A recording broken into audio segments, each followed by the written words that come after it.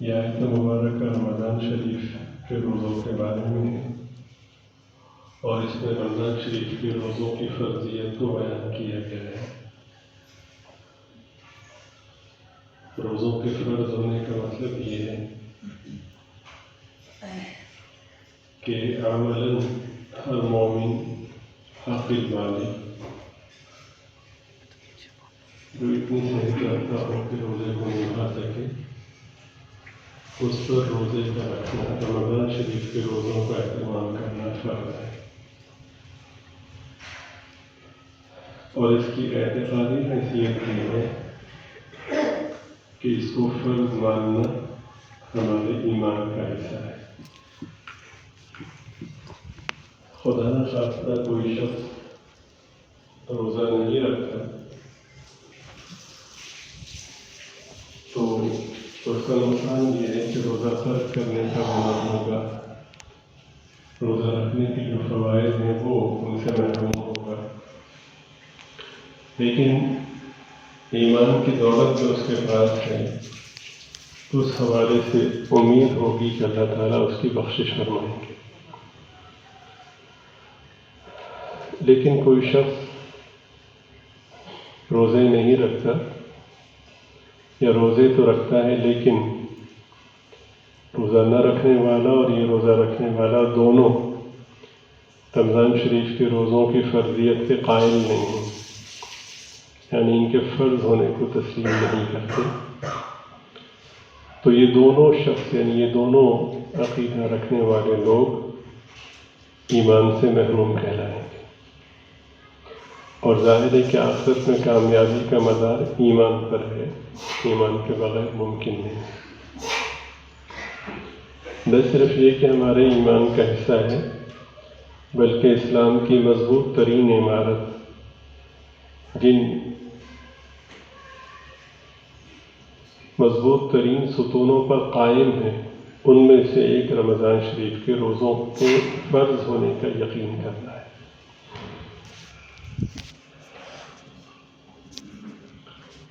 یا ایھا الذین آمنوا کے جملے سے ہمیں یہ بات سمجھ میں آئی کہ اس کے مخاطب خاص لوگ ہیں۔ یا ایھا الناس نہیں فرمایا، یا ایھا الذین آمنوا فرمایا، تو اس سے بڑھ کے کیا خوش نصیبی ہوگی کہ اللہ تعالیٰ ہم جیسے گناہ گاروں کو خواص میں شامل فرمائے، اور ایمان کا جو درجہ کمال کہلاتا ہے یقیناً ہمیں وہ میسر نہیں ہے۔ جیسا بھی فرض کریں کہ ایمان کے اگر کروڑ درجے ہوں اور ہم سب سے پہلے درجے پر ہوں اور اس کے بعد مزید 1 کروڑ تک اس کے بہتری کے حوالے سے درجات ہوں، تو تب بھی اللہ تعالیٰ ہمیں اس دائرے میں شامل فرما رہے ہیں جس دائرے میں کامل ایمان والے لوگ شامل ہیں۔ اس سے بڑھ کے کیا خوش نصیبی ہوگی؟ ہم آپس میں بحث کریں اور میں کہوں کہ میں مومن ہوں اور آپ کہیں کہ میں مومن ہوں، یا ایک دوسرے کے ایمان کو تسلیم کریں یا تردید کریں، یہ لا حاصل بحث ہے۔ معیار یہ ہے کہ مالک کسی کے ایمان کو تسلیم کرے، اس لیے کہ ہمارا خالق و مالک کامل و اکمل ہے، تو ان کا جو معیار ہے وہ یہی ہے کہ ان کے ہاں کامل و اکمل ہی معتبر ہوا کرتا ہے۔ یہ تو ان کی عنایت ہے کہ ہم جیسے ناقصوں کو بھی وہ قبول فرما رہے ہیں۔ تو روزہ رکھنے میں اگر کوئی تساہل کی کیفیت ہو یا یہ کہ بھوک پیاس برداشت کرنے کے حوالے سے مشقت کا تصور ہو، تو یہ وجد آفرین کیفیت کہ میرے رب نے مجھے خواص میں شامل کیا ہے اور میرے ایمان کو قبول کیا ہے، ایک ایسی کیفیت ہے کہ 1 مہینہ کیا ساری زندگی اگر مجھے روزوں کا پابند کیا جاتا تو میں بخوشی اس کو تسلیم کرتا۔ مومن کی یہ کیفیت ہونی چاہیے۔ فرمایا کہ کتب علیکم الصیام، روزے لکھ دیے گئے ہیں، یعنی ان کی فرضیت اب ایسی ہے کہ اس میں ترمیم کی یا تبدیلی کی گنجائش نہیں. باقی بھی فرائض ہیں، نماز ہے، حج ہے، زکوٰۃ ہے، جہاں ان کی فرضیت کو بیان فرمایا وہاں پہ یہ نہیں فرمایا کہ نماز تم پہ فرض ہے جیسا کہ پہلے لوگوں پہ فرض تھی، روزہ تم پہ فرض ہے جیسا کہ پہلے لوگوں پہ، زکوٰۃ تم پہ فرض ہے جیسا کہ پہلے لوگوں پہ فرض تھی، حج تم پہ فرض ہے جیسا کہ پہلے لوگوں پہ فرض تھا. یہ نہیں فرمایا. روزے کے ساتھ اس کو بیان فرمایا کہ روزہ تم پر فرض کیا گیا ہے جیسا کہ تم سے پہلے لوگوں پر فرض کیا گیا تھا. اس میں ایک تسلی مقصود ہے. دیکھیے اللہ تعالیٰ اس کے پابند نہیں ہے کہ وہ کسی کو تسلی دے، بس جو حکم ہے سو حکم ہے. لیکن حکم کا فرق ہوتا ہے حکم مطلق میں اور اس حکم میں جو شفقت سے بھرپور. جیسا کوئی شخص اپنے بچے کو کسی کام کا کہے اور وہ بچہ اس کام پر مشقت سمجھتے ہوئے متوجہ نہ ہو، تو شفیق باپ ان حکمتوں کو، ان فوائد کو اور ان منافع کو جو یقینی ہیں ان کو ذہن میں رکھتے ہوئے بچے کا حوصلہ بڑھائے. بچہ کہے جی میں یہ نہیں کر سکتا، تو کہیں کہ دیکھو بیٹے وہ تمہارے بڑے بھائی نے بھی ایسا کیا ہے اور تمہارے کزن نے بھی ایسا کیا، یہ کون سا مشکل ہے. مقصد یہ ہے کہ وہ جو نتائج ہیں، وہ جو فوائد ہیں، وہ جو ثمرات ہیں، ان سے یہ پیچھے نہ رہ جائے. تو اللہ تعالیٰ خالی اتنا فرما دیتے کہ کتب علیکم الصیام، تم پہ روزے فرض کیے گئے ہیں، تو بات مکمل ہے، آمنا وسلمنا وصدقنا. لیکن ان کی شفقت دیکھی، کما کتب علی الذین من قبلکم. یہ صبح سے شام تک بھوکا پیاسا رہنا، کبھی حاشیے خیال میں بھی یہ بات نہ آئے کہ ہم پہ ظلم ہو رہا ہے یا ہمیں کسی ایسے حکم کا پابند کیا جا رہا ہے جو ہمارے بس میں نہیں ہے. نہیں، ایسا نہیں ہے. تم سب سے بڑی امت ہو، سب سے فضیلت والی امت ہو، ہم تمہیں ایسے کام کا پابند کر رہے ہیں جس کا کرنا ممکن ہے. نہ صرف یہ کہ ممکن ہے، تم سے پہلے لوگ اس کام کو کرتے رہے. اس کی تسلی دی گئی. اور صرف یہ نہیں کہ کرتے رہے، انہیں ان پر بھی فرض کیا گیا تھا، کما کتبہ، جیسا کہ فرض کیا گیا تھا، علی الذین من قبلکم، ان پر جو تم سے پہلے گزرے. اب کوئی شخص کسی ذہن میں سوال پیدا ہو سکتا ہے کہ بھوکا پیاسا رکھنے کا فائدہ کیا ہے. تو اللہ رب العزت اس فائدے کو بیان فرما رہے ہیں، لعلکم تتقون، تاکہ تم پرہیزگار بن جاؤ.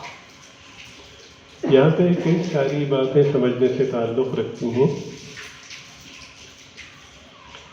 روزہ سب پر فرض ہے، یعنی ہر مسلمان پر، چاہے اس مسلمان کی عملی زندگی کیسی ہی کیوں نہ ہو، بہت ہی اعلیٰ درجے کی ہو، درمیانے درجے کی ہو، ہلکے درجے کی ہو، بہت ہی کم درجے کی ہو.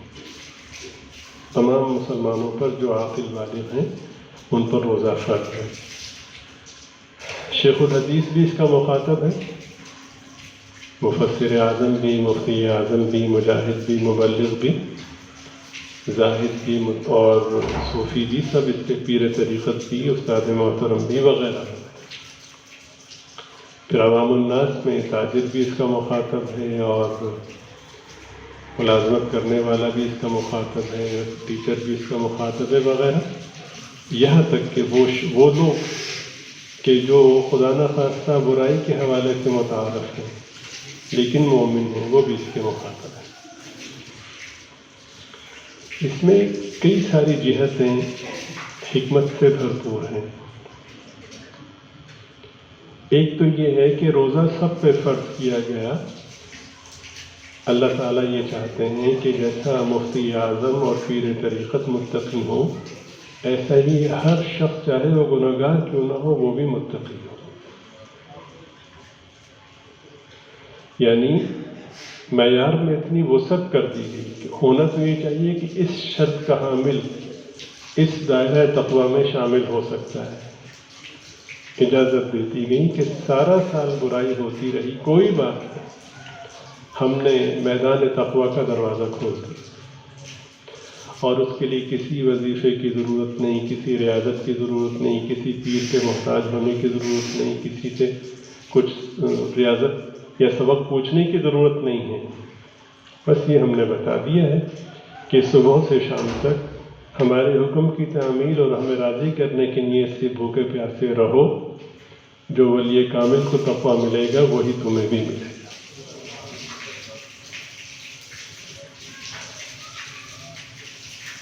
آپ سمجھ رہے ہیں؟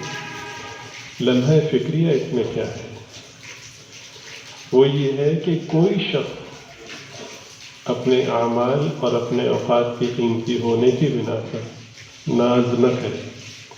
مثلا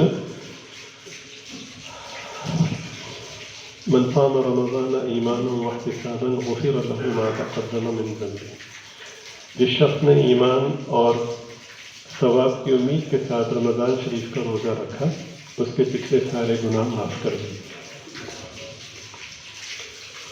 روزے میں مطلوب یہ ہے کہ آدمی روزے کی حالت میں اپنے دنیاوی کام کاج کو کم کر دے اور اپنے آپ کو اللہ کی طرف متوجہ کر دے۔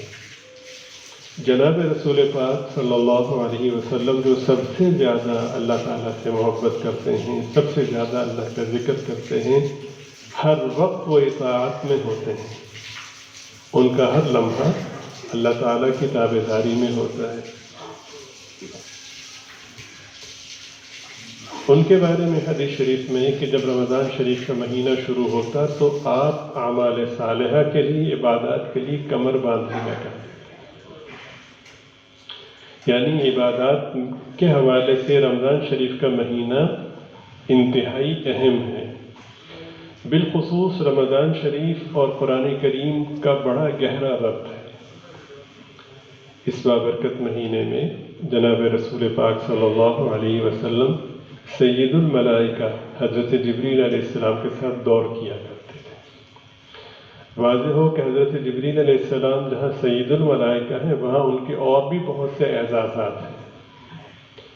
ان کا ایک اعزاز یہ ہے کہ ہم نے قرآن کریم جو آسمان سے بھیجا، منعون اس کو لے کر یہ قلب اطہر پر لے کر کے آئے اور منتقل کیا، اس میں ایک زبر زیر پیش کی بھی انہوں نے کمی بیشی نہیں کی۔ نزل بہ الروح الامین، امین ان کا لقب ہے۔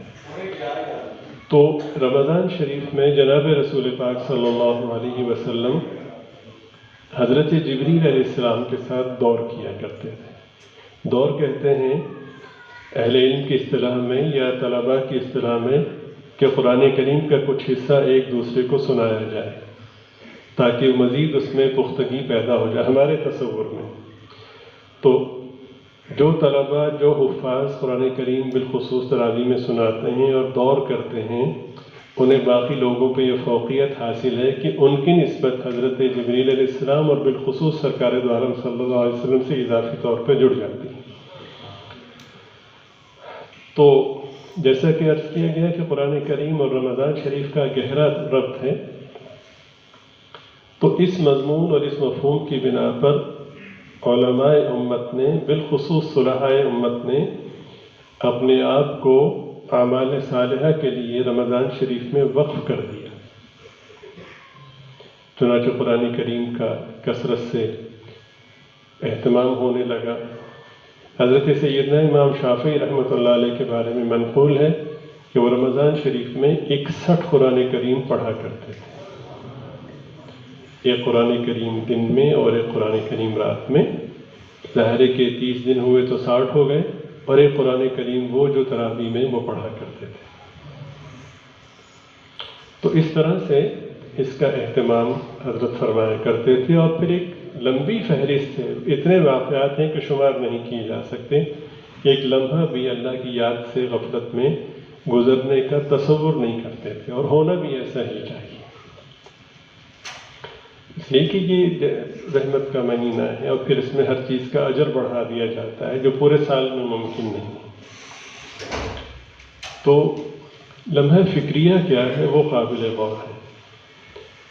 آپ نے رمضان شریف کا مہینہ اس طرح سے گزارا کہ رات کو تھوڑا سا آرام کیا، اب یہ سوچ کر کیا کہ میں تازہ دم ہو جاؤں، تراویح کے بعد تھکن ہو گئی تھی تو تازہ دم ہو جاؤں، پھر اٹھ کر کے تہجد پڑھوں گا اور دیگر ذکر اذکار میں مشغول رہوں گا.